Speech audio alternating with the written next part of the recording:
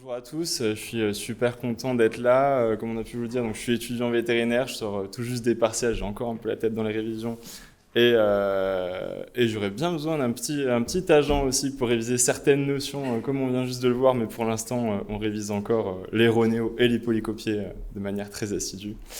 Donc je suis là aujourd'hui pour vous parler un petit peu d'Acavet, de cette troisième édition. Moi j'y suis depuis un petit moment, vous redonner un petit peu le contexte de ce que c'est Acavet, parce que je pense que tout le monde ne voit pas forcément encore ce que c'est comme événement, même si on a essayé de faire une vague de communication sur les réseaux cette année.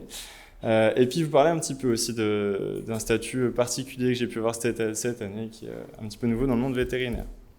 Donc pour commencer, qu'est-ce que l'expérience à Acavet? Alors Acavet, c'est le premier hackathon vétérinaire en Europe. On a fait la troisième édition cette année du 4 au 6 avril 2025. Ça dure sur 48 heures. Je vais repasser sur les différentes phases un petit peu après. On accueille 105 étudiants vétérinaires et ASV d'Europe pour leur donner toutes les clés techniques, les outils et les expertises possibles grâce aussi à la présence de 50 mentors qui sont soit des vétérinaires, soit des profils plus tech, plus commerciaux, pour leur apporter toute cette expertise et leur permettre de mettre en lumière des problèmes du monde vétérinaire d'aujourd'hui, qui pourraient être un petit peu des freins à leur pratique, et qui puissent imaginer et construire les solutions du monde vétérinaire de demain, et construire ce monde à leur image. Alors pourquoi est-ce que Acavet est né il y a 3 ans? Pour rappel, c'est une association, loi 1901, on est totalement à but non lucratif. En fait, c'est né des différents constats qu'on a pu avoir dans la profession et qu'on peut encore avoir malheureusement aujourd'hui sur le bien-être des professionnels, le bien-être des étudiants, surtout à la sortie du confinement. C'était quand même quelque chose qui a touché un peu toutes les sphères étudiantes, mais encore un peu plus particulièrement dans le monde vétérinaire. Donc voilà, l'idée c'est vraiment de donner toutes ces clés et puis aussi de recréer par là du lien intergénérationnel, pardon. Je crois que c'est quelque chose, un objectif qu'on a un petit peu tous en commun au travers de nos événements et c'est quelque chose qui fonctionne plutôt pas mal. Je pense que les mentors qui étaient présents à l'événement et qui sont là aujourd'hui pourront en témoigner. J'ai pu en discuter avec certains que je vois dans l'assemblée. Donc pour revenir un petit peu sur les différentes phases rapidement de ce week-end, nous on a toute une méthode en fait qu'on met en place pour accompagner les étudiants à brainstormer, à mettre en lumière ces problématiques avant l'événement, puis au moment de l'événement, à construire leur équipe, parce que c'est pas si simple de se retrouver un vendredi soir au soleil avec 5 personnes qu'on connaît pas, qui viennent pas forcément, enfin qui font pas forcément leurs études en France, mais qui parlent français, et de se dire bon bah, ok, on va révolutionner le monde vétérinaire ensemble. Et puis ensuite, comment construire un projet avec les phases d'idéation, les phases aussi de construction du projet sur le plan marketing, sur le plan business, où on les accompagne le mieux possible. Donc ça commence le vendredi soir avec une petite présentation. Vous reconnaissez quelques mentors aussi qui étaient là. Beaucoup d'ambiance, de l'énergie, et il va leur en falloir parce que c'est un gros week-end. Et ils commencent directement à bosser dès ce soir-là. On voit qu'ils s'y mettent parfois presque toute la nuit. Le samedi aussi, une grosse phase de construction pendant la journée avec beaucoup de retours des mentors et des jurys. Et alors là, j'ai mis que des photos de fête un petit peu, parce que c'est vrai qu'on dit beaucoup d'Acavet que c'est beaucoup de travail. On construit le monde vétérinaire, ils réfléchissent ensemble, ok, on sort fatigué, etc. Mais c'est aussi un événement avec une grosse dimension humaine et on veut vraiment accentuer, mettre un gros point là-dessus. On force vraiment tout le monde pendant au moins 2 heures le samedi soir à se couper des écrans, à se couper de tous leurs outils qu'on leur met à disposition pour travailler et à venir faire un petit peu la fête, plus ou moins la fête, en fonction des étudiants ou des mentors, qui font parfois plus la fête que les étudiants, et à partager un repas ensemble. Et c'est un moment qui crée beaucoup de liens, c'est un moment de networking aussi qui est assez intéressant.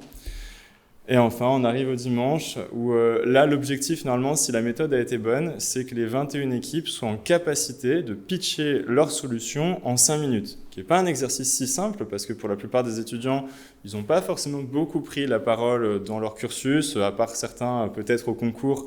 Et je pense qu'on peut s'accorder sur le fait que ce n'est pas forcément les meilleures dispositions pour des premières prises de parole. Et puis, c'est quand même assez différent des prises des paroles qu'on peut avoir devant un amphi plein, donc on essaie aussi de les former à ça. On a un jury qui est présent pendant tout le week-end, qu'on fait beaucoup travailler pour sélectionner 6 équipes finalistes avec qui on va peaufiner un petit peu leur pitch et ensuite qui pourront présenter leur pitch devant toute l'assemblée le dimanche après-midi. On a ensuite un vote de toute l'Assemblée pour définir 3 équipes gagnantes à qui on remet un cash prize au total de 15 000 € qu'on répartit en fonction de la première, deuxième et troisième place. C'est aussi un moment avec beaucoup d'émotions, il y a beaucoup de fatigue accumulée, beaucoup de pression, autant pour les équipes que pour nous, parce que c'est un événement qu'on prépare pendant toute une année. Donc voilà, c'est souvent l'aboutissement de beaucoup de travail pour tout le monde et un moment avec beaucoup d'émotions. Voilà, pour vous redonner un petit peu une vue un peu globale de ce qu'est cet événement. Si vous voulez en savoir un petit peu plus, moi, je vous invite à aller nous retrouver sur les réseaux, aussi aller voir le documentaire sur YouTube de l'expérience Akavett qui vous donnera une vision un petit peu plus précise. Et puis pourquoi pas nous rejoindre l'année prochaine en tant que partenaire, mentor ou participant pour les étudiants qui sont avec nous aujourd'hui. Alors, réunir tout le monde, créer des nouvelles solutions, c'est bien, mais ce qu'on veut, c'est aussi les voir arriver dans la vie réelle, parce que c'est quand même le but pour changer le futur du monde vétérinaire. Alors, c'est quoi la suite pour eux? Qu'est-ce qui se passe après Akavett? En fait, après la première édition d'Akavett, on a remarqué que les projets, ils avaient du mal à se développer, en fait. Et ça, il y a plusieurs limitantes, en fait. Tout d'abord, les équipes, elles sont composées d'étudiants qui viennent un petit peu partout, certains qui sont à l'autre bout de l'Europe pour étudier, donc c'est pas simple de continuer à garder le lien pour construire un projet. Il y a aussi le fait que les participants qui constituent les équipes sont dans différentes années d'études, ils sont confrontés à différentes réalités et charges de travail, et dans tous les cas, on sait que les études vétérinaires sont quand même assez lourdes et pas toujours simples, et ça peut être parfois compliqué de construire un projet à côté des études. Nous, c'est quelque chose qu'on voit aussi avec notre équipe. Finalement, préparer l'événement, c'est une chose, innover pendant toute une année, donc c'est pas toujours simple. À cette problématique-là, on a répondu en créant la partie startup d'Akavett, donc Akavett Studio, qui a 2 objectifs. Déjà, c'est d'exporter le concept d'Akavett et de méthode dans les entreprises pour faire des petits Akavett, des petits événements, mais aussi incuber les projets, les accompagner pour essayer de les guider un petit peu pour développer leurs solutions. Alors pour vous donner un petit peu une vision d'ensemble d'où on en est pour le moment, au niveau des projets, on a Feli Novasphère qui a pu, pour ceux qui étaient présents cette année, qui a pu pitcher leur solution à la finale d'Akavett. Ils ont le souhait de créer vraiment une sphère de bien-être pour les chats avec une chatière un peu 2.0 avec des capteurs, des balances pour vraiment suivre toute sa vie, son évolution et le mettre dans les meilleures dispositions possibles parce qu'on sait combien l'environnement et le bien-être du chat va influer sur sa santé. On a aussi des projets comme Simulvet où là pour le coup ils sont en train de peaufiner leur MVP, donc bientôt prêt à lancer. Et on a également Pulsavet, un projet qui avait fait beaucoup de bruit à la 2e édition d'Akavett où là ils cherchent à pouvoir mieux suivre la pression artérielle chez les chats. Ou dans leur cas, alors il y a eu les périodes de partiels aussi qui rythment un petit peu le développement des projets, on est tous plus ou moins dedans. Et où eux, ils vont s'y remettre après l'été. Et il y en a notamment une thèse qui va faire un petit peu l'essai de leur prototype pour voir comment ça fonctionne, puis voir s'ils peuvent affiner certaines choses. Pour cette année, donc on a eu 3 gagnants. Le premier, Pilvet, qui veut essayer d'optimiser la gestion des prescriptions et du suivi des thérapeutiques vétérinaires. On a également Pet Update qui a comme souhait d'avoir un outil technique à l'intérieur des cliniques pour garantir une meilleure information, plus claire et un suivi en temps réel pour le propriétaire qui, des fois, quand il est à la maison, se pose pas mal de questions et aimerait pouvoir se dire qu'est-ce qui se passe pour mon animal, est-ce qu'il va bien alors que nous, on le voit tous les jours, mais forcément, on n'a pas toujours le regard du propriétaire. Et enfin, RedLink qui a pour projet de créer une plateforme pour mettre en relation les établissements de soins et des propriétaires qui voudraient pouvoir donner le sang de leur animal et fluidifier un peu toutes ces interactions parce que sur les groupes Facebook, je crois que ça passe beaucoup par là. On voit souvent des demandes de sang du CHUVA, des établissements du coin. En urgence, on a vraiment besoin de sang. Et puis pour X ou Y raison, les propriétaires qui voudraient pouvoir participer à ça peuvent pas forcément parce qu'ils n'ont pas pu s'y préparer, prendre le temps, etc. Peu importe. Donc eux, dans leur cas, ils ont préparé une maquette de leur SaaS sur Figma, qui est un outil de design qu'on utilise beaucoup d'ailleurs pour faire toute notre communication aussi. Et on espère qu'ils pourront le lancer assez rapidement. Donc voilà, pour vous donner un peu une idée d'où en sont les projets qui avancent bien. Tous ceux dont je vous ai parlé, ils ont rejoint le studio et ils sont sur une bonne voie, je pense, et j'espère. Alors, donc pour vous parler un petit peu d'un des sujets aussi du jour, qui était le statut particulier que j'ai pu avoir cette année.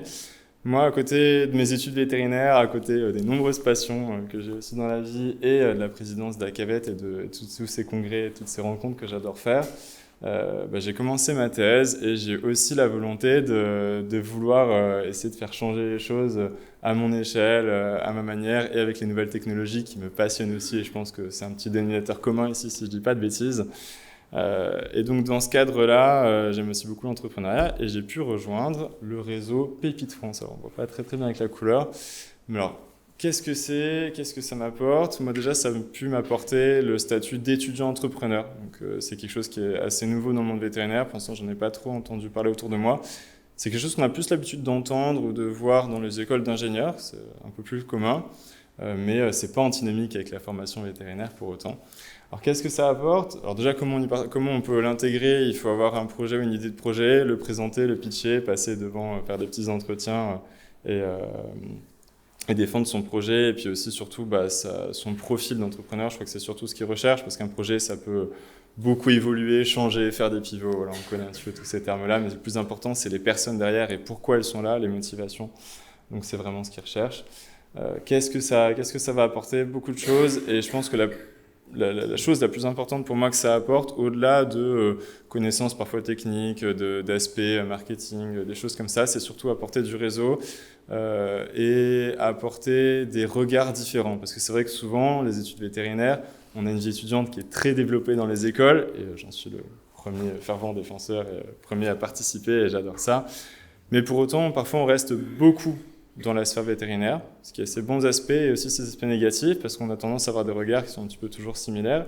Et c'est hyper enrichissant de pouvoir confronter son projet, mais aussi son point de vue, sa propre personne, à des profils différents, qui ont des formations différentes, des modes de pensée et de réflexion différents, que ce soit des ingénieurs ou en commerce ou en droit ou peu importe. Alors en droit, on en voit un petit peu moins quand même dans les entrepreneurs, mais ingénieurs de toutes parts, il y en a pas mal. Et ils ont vraiment tous des modes de pensée un peu différents. Donc ça, je pense que c'est la plus grande richesse que ça peut apporter et que ça m'apporte, en tout cas, à l'heure actuelle.